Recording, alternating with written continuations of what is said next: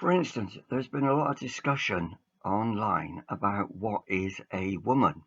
And a lot of people seem to have real trouble with this. I don't know why. Maybe what we ought to do is ask the computers, because artificial intelligence has been given this kind of job. I was reading about it just recently that one form of AI has been fed pictures of cats, pussycats, and the idea is that the AI is going to work out on its own, without being told, what is it about cats that makes them a cat. So they've been given hundreds, possibly thousands of pictures of cats, some small cats, some large cats, some black and white cats, some ginger cats, some grey cats, cats with tails or without tails, and so on. And each of those pictures that is a cat has been labelled cat. But also, the AI has been given pictures of other furry creatures, such as dogs, such as stoats, such as rats, and these pictures have been clearly marked not cat. But it's up to the AI to spot what are the characteristics that all cats have that would enable you to say they were cats and dismiss other things out of that. And what the computer programmers are saying is what they're doing is building a category. So there is a category of cats. There's an enclosure in which all cats would fit, whereas there's other things. We're talking about domestic cats, of course. So leopards, lions, tigers, no, no, they're not in that category. Domestic cats, and there are all kinds of colours and looks and so on. But the AI is gradually being able to make that decision about whether, if you feed it a new picture and you say this is a cat, and then, or if you say it's a cat, the AI might agree with you. That's right. Or if it's just blank, the AI will make a good stab at saying whether or not the computer thinks it's a cat. Now, the reason that seems to me that's possible is because that's exactly what human beings do. From a very early age, we are given information and we build up categories about everything, about cars, boats, sailing ships, and also male and female. I remember being maybe 9 or 10, and my mother shooed me out into the back garden and said, "Go away and play." And I said, "Well, who am I going to play with?" And she said, "Well, next door in that direction, there's a girl about your age. Maybe you could invite her in to play. And on the other side, there's a young man about your age.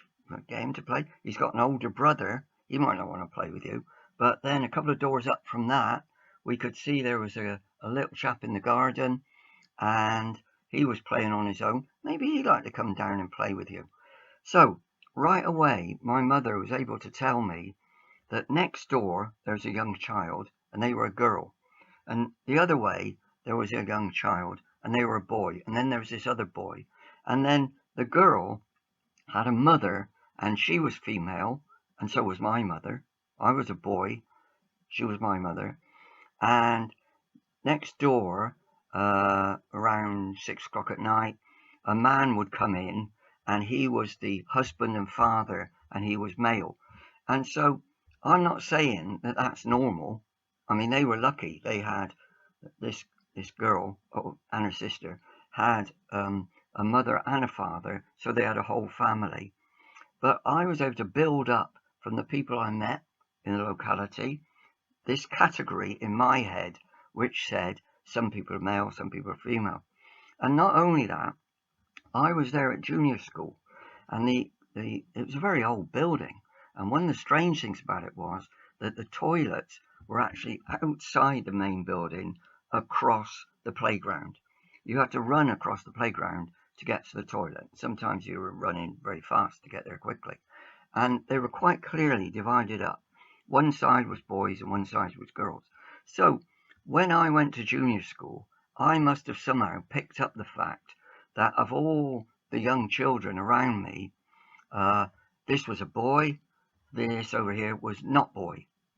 this was a girl, and that person was not girl, that was a boy, and that person was girl. Now, generally speaking, then, in my head, I built up some pictures which gave me a good idea of what male and female might be like, just like AI might do. However, there was always exceptions, always, because as I grew up, I might think that girls had long hair, for instance, and boys had short hair, which was generally true in the 1960s. But what happened then? The hippies came along, they grew their hair down to their shoulders. But of course, they did that because that wasn't average, that wasn't general. They did that just to make a fuss and be different. And then some women had short hair, but because of other attributes, you could tell they were women. So it wasn't that one thing. It's not one thing. In these discussions online, people keep saying, well, what's the one thing? Tell us one thing that distinguishes men from women. Crazy. What a crazy thing to say. That's not how the human brain works. What we do is gather into our little list of things that form a category, just like we would if we were trying to define what is a motor car and what is not a motor car. We would collect pictures and we could see some had 4 wheels, some had 3 wheels, some had 6 wheels, and we would work out in our brain what were the common characteristics and then make a good guess. Sometimes we'd be wrong, just like now. We can guess if we see somebody walking up the steps towards us as we come out of the door of an office block. We might decide to open that door if we were old-fashioned.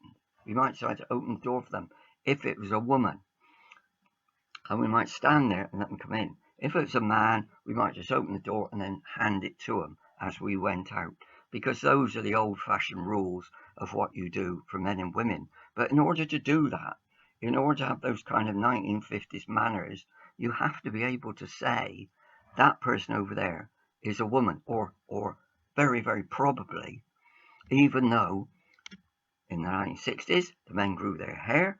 In the 1920s, after the First World War, women started wearing slacks.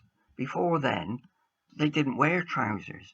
There was a very, very famous woman in Britain before the First World War. She was a singer who went around the music halls, and she sang songs like Burlington Bertie, and her name was Vera something, and she wore a dinner jacket and tails and a white tie and a top hat. Now, generally speaking, in those days, the people who wore top hats were the men. But obviously, that didn't mean women couldn't wear top hats. It meant that they didn't. And what we're told is that gender, this man-woman split, is organized by society. It's imposed by society. Well, I think that's not true. I think what happens is most people accept that there are various items about the way people dress, whether or not they wear makeup. Don't forget, in the 1970s, men pop singers started wearing makeup. But again, it was to shock. It was to amaze people. It's to make themselves different. Generally speaking, men didn't wear makeup. And that's why it was different and why they were popular. Just as now, if there wasn't a difference between men and women, then you couldn't have drag acts. Because drag is clearly where what you're looking at is a man dressed up as an over-the-top woman. Sure, they've got long hair, but it's huge and goes everywhere. It's an exaggeration. Sure, they wear makeup, but it's huge. It's got all kinds of colors on it. They wear frocks and dresses, but it's all exaggerated. If men and women were the same and wearing dresses wasn't a thing that separated them, then you couldn't have drag, because that person, they're wearing a dress, they're wearing makeup, they've got big piles of hair on their head. So what are they, a man or a woman? We don't know. That's a really, really silly thing to say. Generally speaking, and that means there's always an exception, but generally speaking, because from the time of growing up, we are told that this person we meet is a man, this person we meet is a woman. We put them in our category, and then we use that to recognize that kind of person in the future. So that's my answer. It's not about hormones. It's not about chromosomes. This person has got an XX, this person's got an XY, this person's got an XXY. Generally speaking, generally, in the normal sort of conversations that we have, we don't say to somebody, pleased to meet you, you appear to me to be a man, but could I just check, what are your chromosomes? Yeah, I just like to know. Just tell me. Are you an XY? Are you? Just tell me. We don't do that. And generally speaking, we don't ask people to drop their trousers so that they can check what they've got in their shorts. That isn't the way that generally speaking we recognize whether they're a man or a woman.